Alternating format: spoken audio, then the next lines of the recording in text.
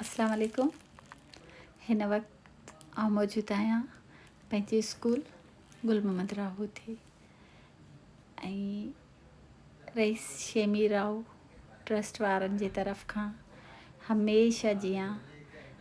असांजे स्कूल जे स्टूडेंट जे लाइ ईद उल अज़हा जे मौक़े ते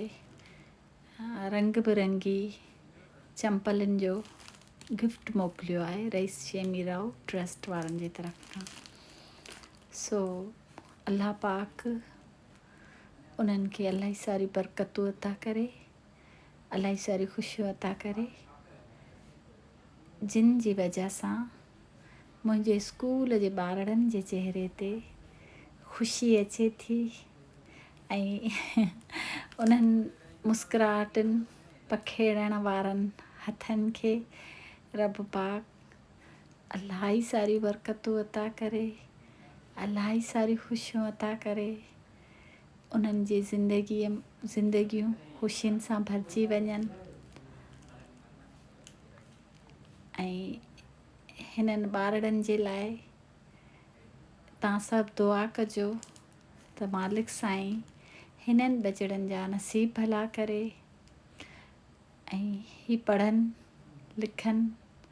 पंहिंजे ज़िंदगीअ जे कंहिं मक़सद खे रसनि त जीअं असां सभिनीनि जो मुंहिंजो ऐं जेके असांजी हेल्प कनि था रईस शेमी राव ट्रस्ट वारा उन्हनि सभिनीनि जी इहा विश आहे, इहा ख़्वाहिश आहे त ही असांजा ॿार लिखी पढ़ी कंहिं ज़िंदगीअ जे मक़सद खे रसनि ऐं ही कॾहिं अहसास कमतरीअ जो शिकार न थियनि। ही हमेशह पंहिंजी लाइफ में ख़ुशि रहनि। हिननि खे जूं जेतिरियूं बि ज़िंदगीअ जूं स्कूल जूं ज़रूरतूं आहिनि त उहे पूरियूं थींदियूं आहिनि त जीअं ही ॿार